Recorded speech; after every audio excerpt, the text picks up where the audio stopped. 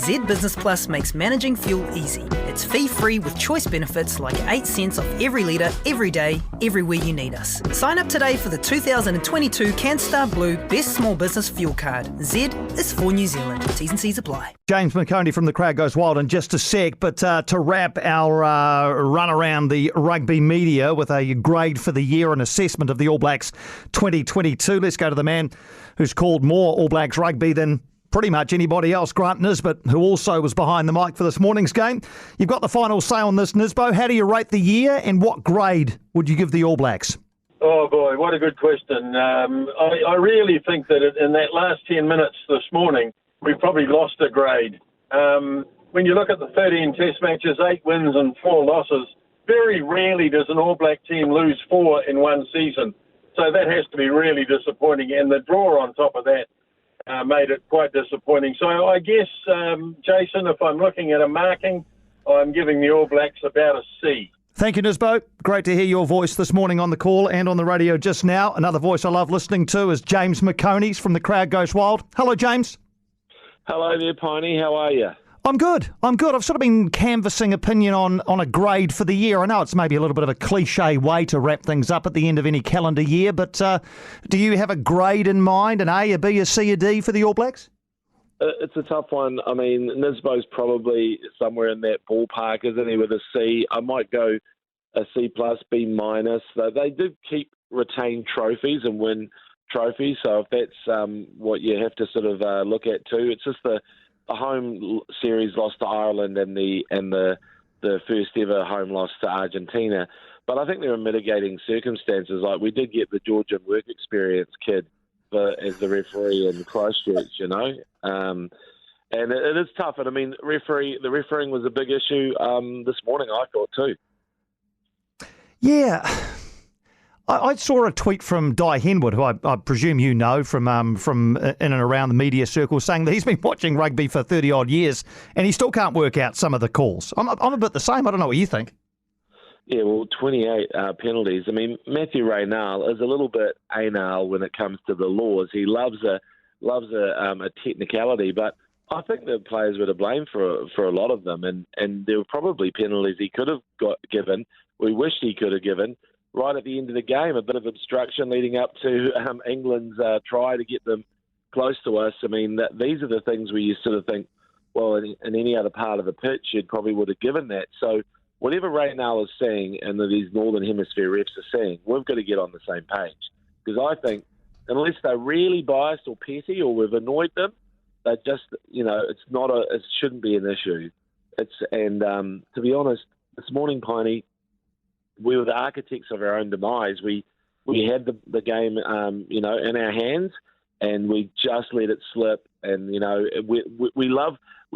All Black fans don't mention a yellow card when it goes our way, but as soon as one of our guys is sent off, we say, "Oh, well, it wouldn't have happened because of the yellow card." But that's rugby now, right? We've just got to accept it. We've taken that, and you can see from Sam Whitelock and Richie Mo'unga that they took it as a loss, really. Did you think it was odd that England kicked it out at the end? No, they think a draw against us is a win. And in fact, I'm surprised they didn't do a victory lap because they've done that. Yes, they have. Tradition. They did that in '97, didn't they? The little victory lap. But look, the weird thing is I thought that the game was pulsating at times, but the second quarter was so bizarre. There was 5 minutes there where the ball was just not in play. And it wasn't because of a video referral.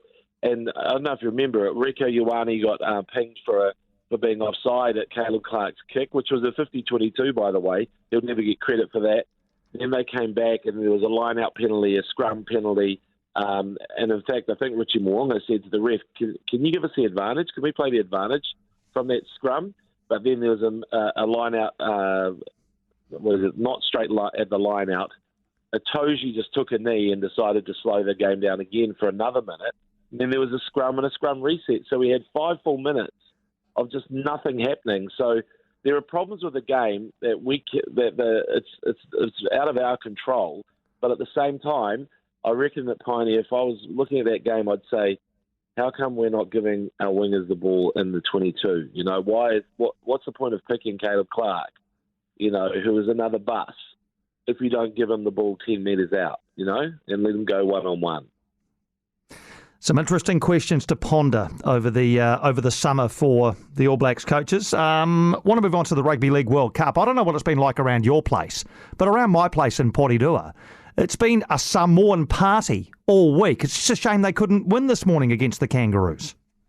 Amazing procession. I live in West Auckland. There's cars and flags and beeping everywhere. I love it.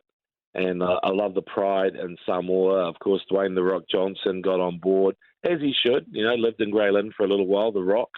And it's just a shame that the game was pretty much over, in the first 50 minutes or so, with Australia just having too much firepower. But you've got to say, Samoa, sort of punching above its weight there. And then let's remember as well, just in terms of Samoan power, the game between Ireland and the Wallabies, there are only two try scorers in that game, both Samoan, Bundy Aki and Jordan Pataya. And then, of course, we saw Manu Tuolangi carve us up a couple of times for England. So, and it's just, and let's be honest, Pacifica power all around the world. It's awesome to see. Oh, it's wonderful. And I mean, just seeing other competitive teams in sports that, like rugby league, that's often been the domain of two or three sides, to see other teams now starting to, not just win the odd game, but make finals, as Samoa have. I think it's terrific. Yep. And awesome. And the other World Cup that's about to get underway is the one in the desert in Qatar. You looking forward to it? Yeah, I am. I'm a sucker for World Cups. I remember my first one in 1978. That probably ages me a bit, but I'm fine with it, Piney. And of course, we both remember '82 very fondly. The thing about it is there is a dark cloud over this World Cup with Qatar, first of all, getting this tournament, which was an absolute joke. And then, of course, there's been the deaths of the migrant workers who've helped build the stadiums there, the stadia. So, look, we can't ignore that, and I still think the investigation should carry on throughout. So it isn't going to be all sort of joy at the World Cup. There's definitely going to be no boozing at the World Cup. Beer is out. Benzema and Beer are out at the moment, apparently, although we'll wait and see. Benzema could be back in for France. But, look, there's still going to be some fun to be had at this World Cup, but we just need to remember the bigger picture is that it's not worth the cost, really, for this to go on. Having said that, I'll be watching most of the games, maybe not Qatar versus Ecuador tomorrow morning, Piney, but I will watch England-Iran. The next day is pretty good. England-Iran at 2 a.m., Senegal-Netherlands, and USA-Wales. That's Tuesday morning, 8 a.m. I'll be up through the night. I'll be stocking up on the coffee. Always great to catch up, James. Thanks indeed. We'll yarn again next Sunday. Cheers, mate. See you, Piney.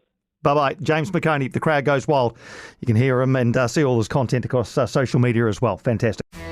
G3 Assistance through Virginia's community colleges is your pathway to a new future. Get a skill. Get a job. Get ahead. You can learn more at virginiag3.com.